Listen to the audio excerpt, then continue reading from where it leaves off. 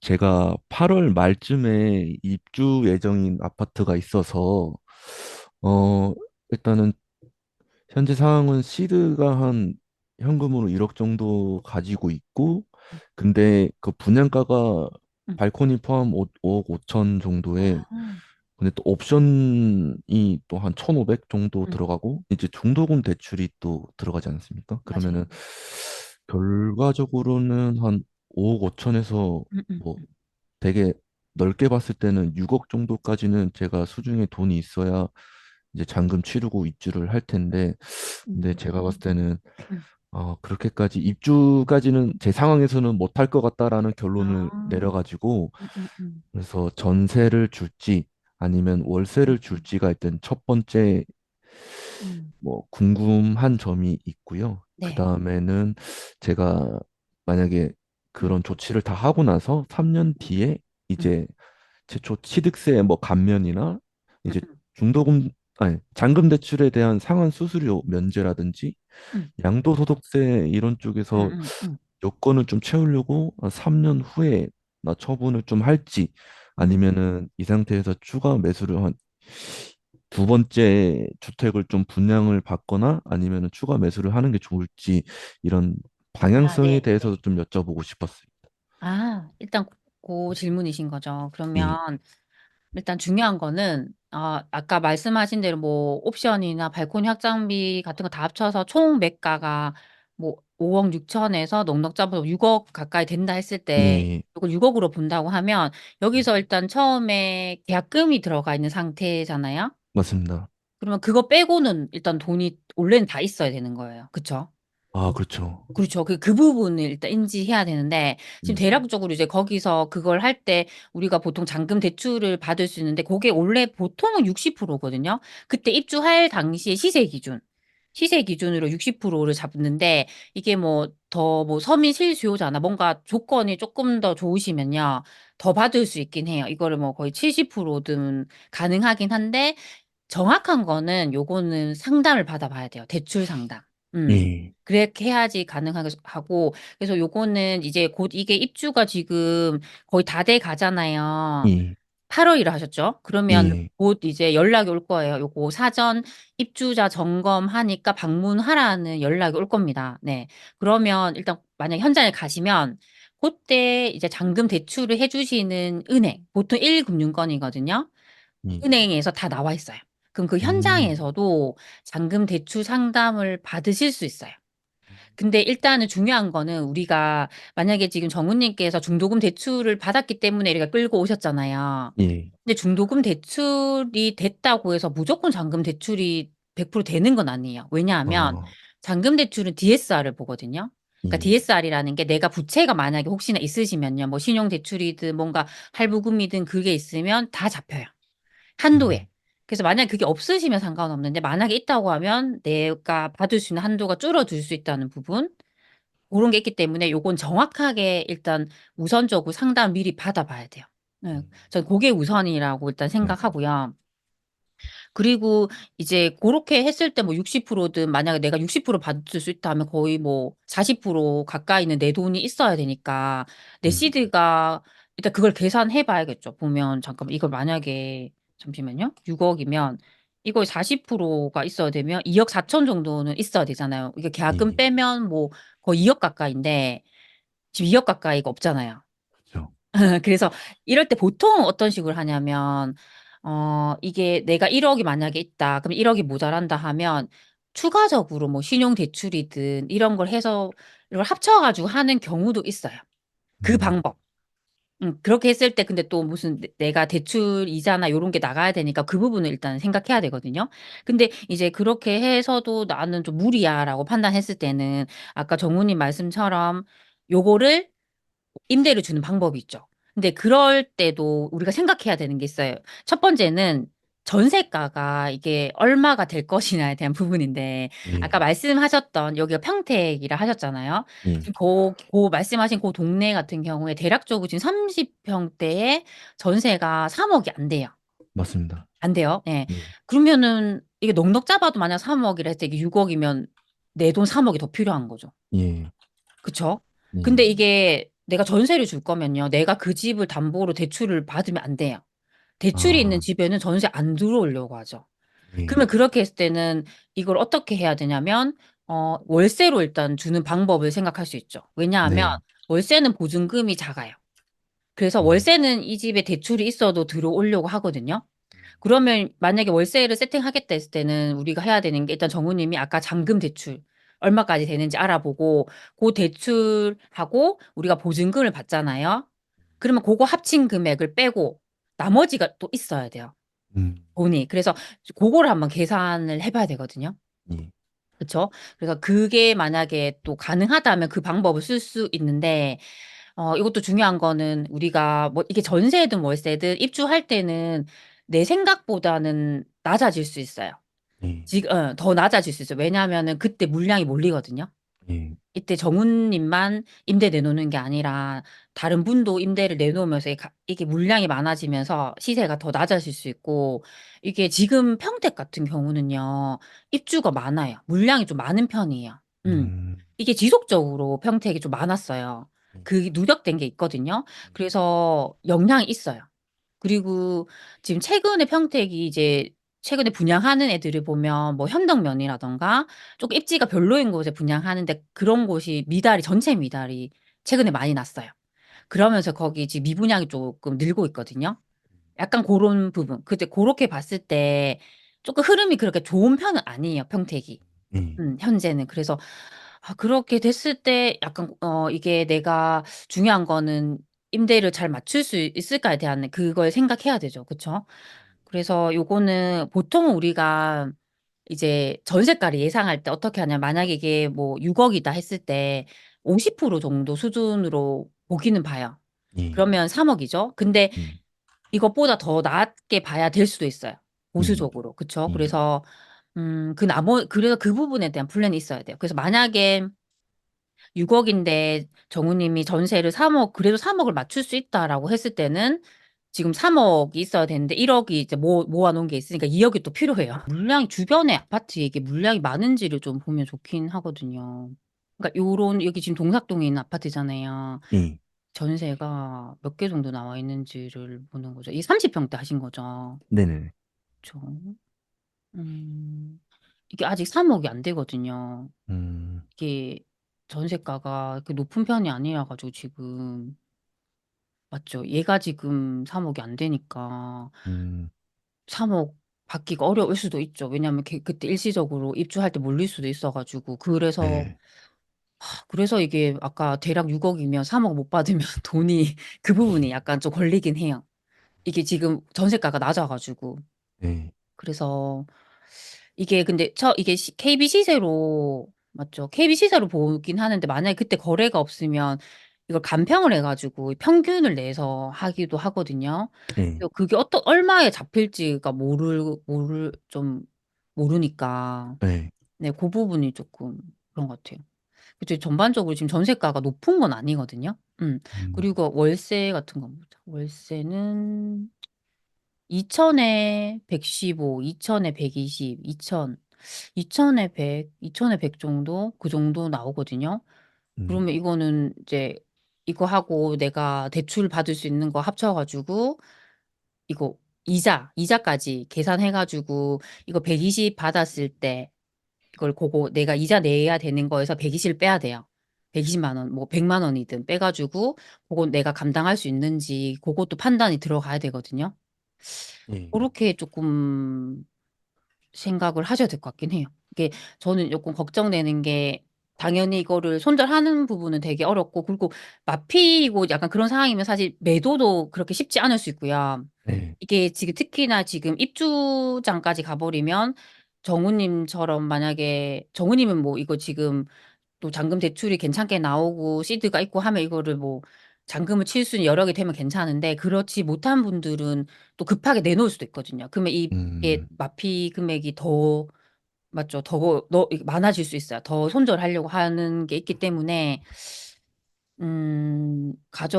내가 확실히 이걸 가져가겠다고 판단 들었을 때는 이걸 적극적으로 알아봐야 돼요. 어, 그래서 저는 당장 일단 대출 한도부터 확인해 보시는 게 우선인 것 같긴 해요. 네. 음. 음.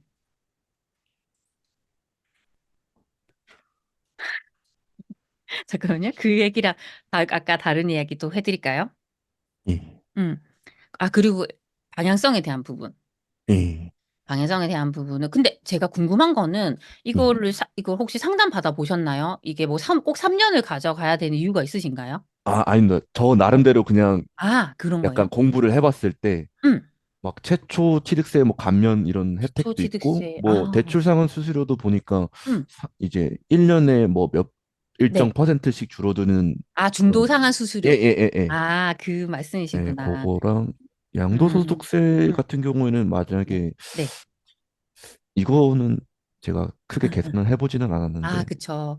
이게 일단은 평택이란 지역 자체가 지금 비규제 지역이거든요. 그래서 네네네. 여기 실거주 요건이 없잖아요. 예. 그러면 이제 실거주 요건 없는 거고, 그런 상태에서 내가 1주택을 가지고 1주택인 상태에서 2년 보유하면 비과세가 가능하거든요. 제가 음, 아는 건 그렇게 알고 있거든요. 근데 요것도 확실한 건 한번 세무사 상담 받아 보시면 돼요. 그래서 음, 일단은 굳이 3년을 가져가야 되는 건 저는 없는 것 같고요. 예, 그리고 어차피 주택 하나이기 때문에 이거 등기를 하실 때요. 그러니까 소유권 이전 등기를 할 때, 소유권 그 등기할 때 취득세 중과는 없어요.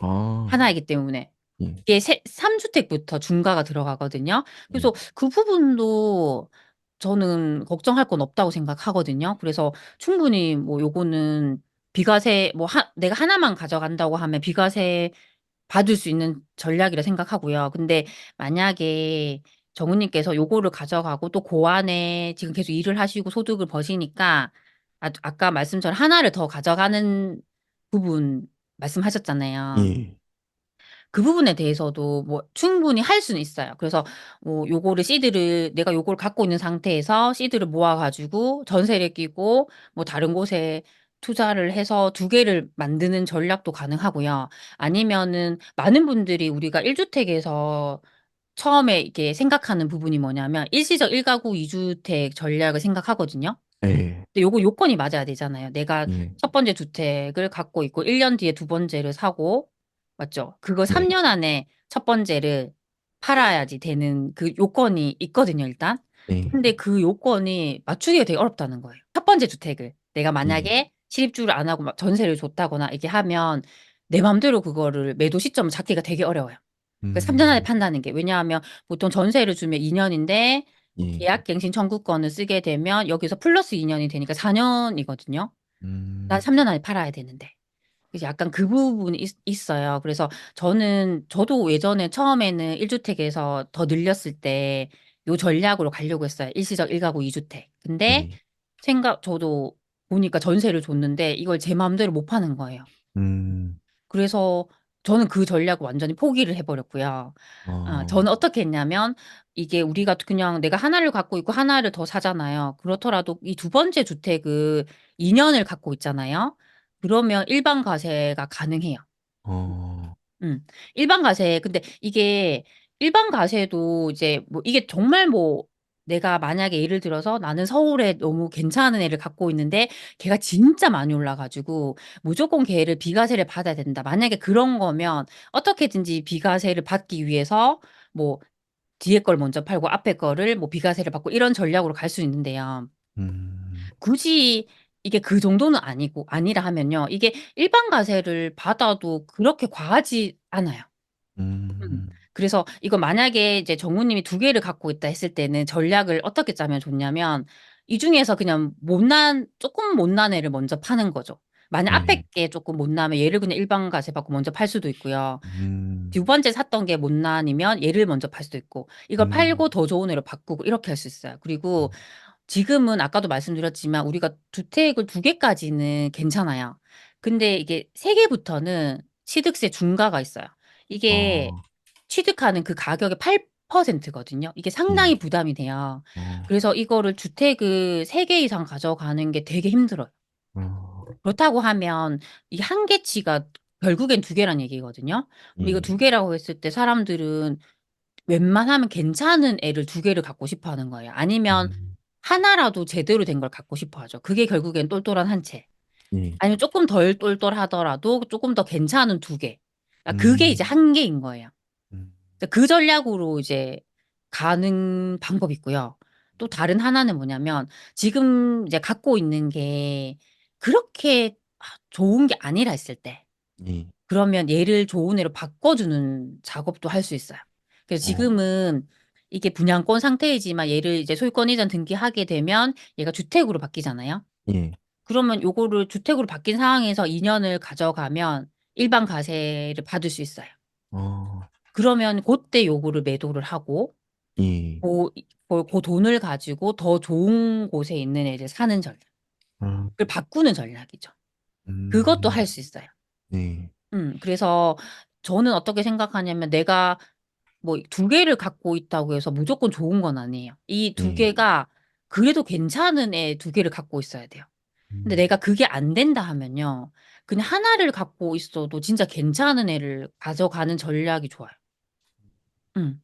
그래서 그 부분을 정우님께서 한번 생각을 좀 해보시면 좋을 것 같아요.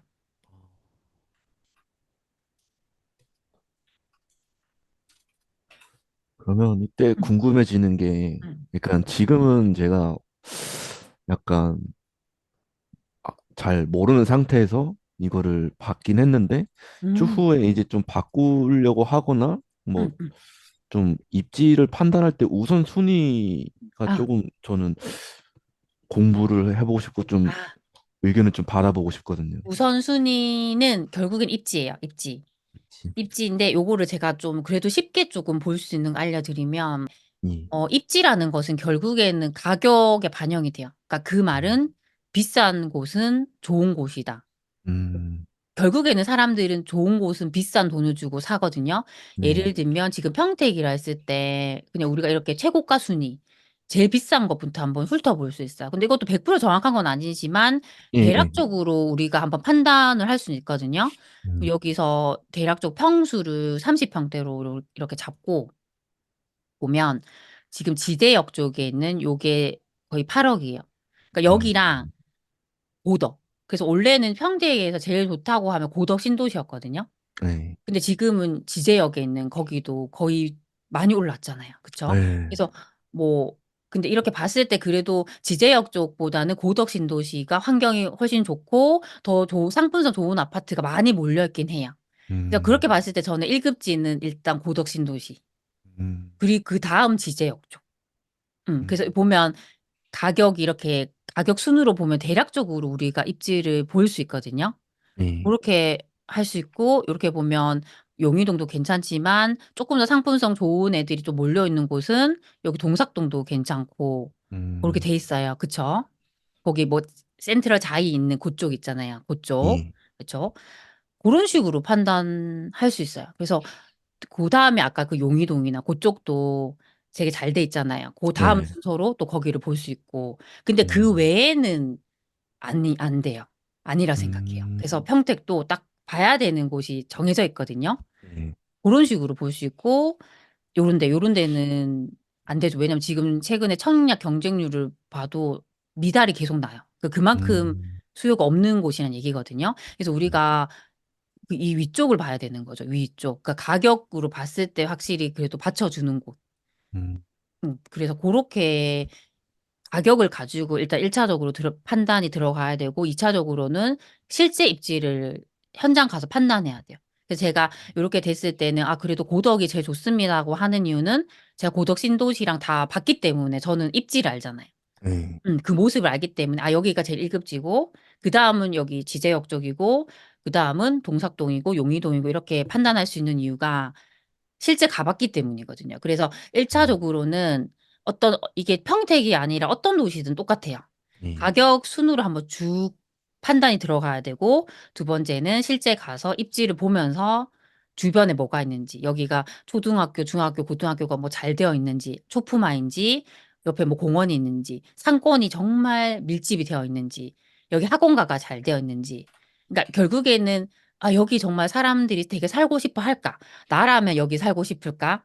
그런 형태로 되어 있는 데가 좋은 곳이거든요. 음, 그래서 그거와 이 가격을 가지고 같이 판단이 들어가야 돼요. 음, 음. 그래서 그게 이제 만약에 정우님께서 다음에 또 투자를 하시거나 아니면 이걸 좋은 걸로 갈아탄다거나 했을 때 중요한 부분은 이제 그 부분을 내가 계속 공부를 해 나가셔야 되는 거죠. 음. 음, 약간 저랑 친구랑 얘기해서 음, 약간 좀 아웅다웅했던 적이 네, 있는데 네. 이 입지를 우선순위 할 때 학교 이제 초등학교가 있는 데가 더 좋은 데냐 아니면은 아, 여기 이 역세권이 있는 데가 더 좋은 데냐라고 이제 얘기를 했던 아, 적이 있었던 거거든요. 근데 음, 제 음. 생각에는 여기 있는 게 더 좋은 게 아닌가 싶었는데 친구 입장에서는 아, 학교가 있는 게 더 좋다라고 얘기를 해서 근데 이거에 대한 예. 그것도 진짜 이게 달라. 역이라고 하더라도 이 노선이 만약에 지금 서울수도권 기준이면 이 역이 어떤 노선이냐가 더 중요해요. 음, 그게 지금 서울에서 서울수도권 제일 중요한 노선은 이 노선이 강남으로 바로 갈 수 있느냐가 제일 아, 포인트예요. 나라면 어디를 좋아할까? 내가 만약에 경기도에서 출퇴근을 해야 되는 사람이면 나는 어디를 선택할까? 약간 그 부분이라고 생각을 하시면 되거든요. 그래서 예. 보면, 요런 곳이 수지구청역? 이쪽을 볼까? 여기가 지금 용인에서는요, 요 동네가 제일 1급지예요. 수지구청역. 성복역 음, 있고 수지구청역. 근데 여기가 제일 중요한 포인트가 뭐냐면 역세권이잖아요. 근데 예. 이 노선이 뭐냐가 중요해요. 근데 이게 음, 신분당선. 음, 신분당선은 강남으로 한 번에 가는 노선이에요. 그래서 요 동네보다 얘가 더 상급지예요. 음, 그러니까 그게 중요하고요. 그리고 요것도 교통도 중요하지만 경기도에서도 학군지는 확실히 가격이 높아요. 음. 근데 여기가 학군지예요. 왜냐하면 아, 좋은 학교가 많은데, 근데 초등학교가 중요한 게 아니라 중학교가 중요해요. 중학교 아, 근데 여기 보면 좋은 중학교들이 여기 많아요. 있어요. 이쪽에. 뭐 음, 고등학교도 좋은 고등학교가 있고 여기는 좋은 중학교도 많아요. 뭐 정평중도 괜찮고 요런 중학교. 요거 되게 선호하는 중학교거든요. 요 고등학교, 풍덕고등학교도 되게 좋아해요. 성취도 높아요. 그러니까 이런 학교가 있느냐가 되게 중요하고요. 그리고 실제로 가보시면 수지구청역 이쪽에 학원가가 정말 밀집돼 있어요. 여기는 사람들이 이 신분당 선도 있어서 좋고 아이 키우기 너무 좋은 환경이에요. 그러니까 그게 결국에는 이 가격을 형성하는 요인이 되거든요. 근데 예. 여기가 대부분 다 구축이에요. 근데 여기에 신축이 있어요. 이편한 세상 수지나 성복역 롯데캐슬이 신축이야. 뭐 이렇게 입지가 좋은데 신축이 있으면 사람들이 수요가 더 몰리는 거예요. 아, 그래서 여기가 대장이에요. 여기가. 그러니까 그런 식으로 이해하는 게 되게 중요해요. 그래서 역세권이라고 무조건 좋고, 소품화라고 무조건 좋은 게 아니라 내가 여기를 이해할 수 있어야 돼요. 왜 여기가 좋은지. 그래서 판단이 들어가야 되죠. 그러니까 무조건 여기에서 좋은 게 아니라 이 노선이 어디로 가느냐. 그리고 여기가 학교가 있다고 해서 무조건 좋은 게 아니라 어떤 중학교가 있고 어떤 고등학교가 있는지 또 그 옆에 어떤 학원가가 조성이 되어 있는지 그게 되게 중요해요. 음. 그래서 그렇게 저는 보시면 좋을 것 같아요. 네, 그래서 이렇게 보면 우리가 거리뷰 같은 거를 이쪽 주변을 보면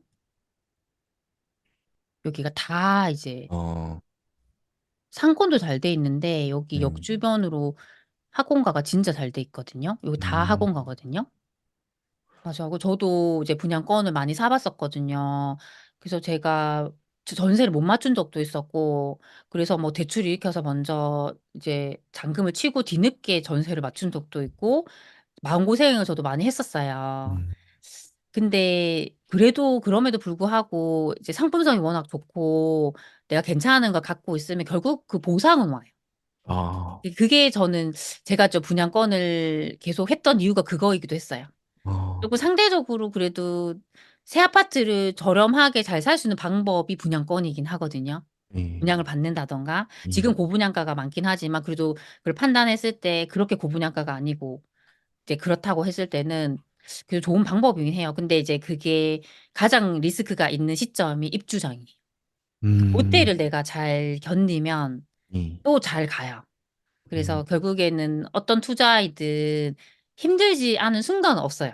네, 이게 평탄하게 가는 건 잘 없어요. 예, 되게 귀찮고 번거롭고 알아봐야 되고 마음 졸이고 항상 그런 순간이 있거든요. 근데 예, 또 그 순간만 지나면 또 괜찮아요. 그리고 그 힘든 순간에 정말 많이 배워요. 정말 많이 배워요. 내 물건을 내가 이걸 어떻게든 갖고 가기 위해서 막 대출 알아보고 뭐 지금 신용대출 알아봐야 되고 뭐 여러 가지 내가 시도를 하잖아요. 그리고 네. 전세도 정말 많이 내놔야 돼요. 음, 전세는 진짜 전 100군데 가까이 다 내놨거든요. 네. 근데 그거를 전화로 하면 너무 힘들기 때문에 저는 문자로 다 뿌렸어요. 음, 뿌리는데 이거를 그 동네만 하시면 안 되고요. 다른 곳에서 내가 갖고 있는 아파트로 유입될 수 있는 동네에 다 뿌려야 돼요. 음. 보통은 전세를 들어와도 여기보다 못한 동네에서 많이 들어와요. 오려고 해요. 어, 그래서 그런 동네에도 다 뿌려야 돼요. 네이버 음, 부동산 보면서 하시고 경쟁이에요. 경쟁력이 있어야 돼요. 내 물건이. 음, 그래서 옵션 같은 경우도 많다고 좋은 건 아니에요. 어, 그래서 저는 오히려 그게 꼭 필요한 게 그거예요. 시스템 에어컨. 그 시스템 에어컨 혹시 네, 되어 있나요? 네. 그것만 있으면 돼요. 그것만. 아, 그래서 시스템 에어컨은 왜냐하면 지금 워낙 여름이 덥잖아요. 우리나라가 요즘에. 그래서 네. 그게 없으면 안 보러 와요. 아예 안 보러 와요. 그래서 음, 그게 기본적으로 있어야 되고, 그 다음에 필요한 부분은 내가 이 세입자에게 뭘 해줄 수 있을까? 그 혜택에 대한 부분이 중요해요. 그래서 저는 이사 청소비 지원해 주는 거, 어, 그리고 제가 한 건 뭐냐면 그 탄성 코트랑 줄눈 어, 그걸 하는 이유는 탄성 코트는 그 다용도실 같은 곳에 이렇게 페인트처럼 바르는 건데 그걸 예, 하면 예. 곰팡이가 안 생기는 거. 그리고 음, 줄눈은 욕실은 화장실 바닥에 이렇게 하는 건데 그렇게 하면 거기에 때가 안 끼어요. 근데 어, 그렇게 하면 되게 좋아하세요. 이게 돈이 그렇게 해도 100만 원이 안 돼요. 되게 작은 거긴 한데 또 이분들은 되게 좋아해요. 근데 어, 그렇게 되면 또 나에게 좋은 게 뭐냐면 집을 되게 깨끗하게 써요. 그렇게 해놓으면. 그러니까 내가 어, 나중에 집을 팔 때 좋아요. 그래서 저는 그거 꼭 하고 그거를 항상 문자에 넣어요. 문자 어떻게 넣냐면 몇 동, 무슨 아파트 몇 동, 몇 호, 뭐 전세가 얼마 원함. 여기 시스템 에어컨 몇 대 있고 탄성코드 줄눈해드리고 이사 청소비 지원해드림. 뭐 이런 조건. 예, 그걸 그냥 넣는 거예요. 그게 어, 나의 경쟁력이에요. 네, 그래서 그렇게 좀 어필을 하는 거죠. 그래서 요것도 적극적으로 해야 돼요. 맞춰질 네, 때까지. 네. 그래서 또 이게 만약에 내가 원하는 시점까지 빨리 안 맞춰지면 이거 될 때까지 계속 주기적으로 해야 되고 또 하나 더 팁을 드리면 그게 있어요. 지금 이제 이게 8월에 지금 입주라고 하면 보통은 보쯤 돼서 전세 매물을 내놓는 사람이 많아요. 뭐 한두 달 네, 전에. 이, 그리고 내놓을 때 어떻게 하냐면 일단 높게 내놔요. 어, 이거를 시세를 높게 받고 싶으니까. 만약에 주변 시세가 3억이면 4억에 내놓기도 하고 일단 높게 내놔요. 이, 그럼 저는 이걸 반대 전략으로 간 거죠. 나는 최저가로 내놨어요. 그러니까 사람들이 4억 내놓을 때 저는 거의 뭐 3억 이렇게 내놨어요. 네, 그러면은 일단 초반에 이렇게 딱 보면 딱 나와 있으니까 사람들이 싸네라고 하면 제 거를 딱 하는 거예요.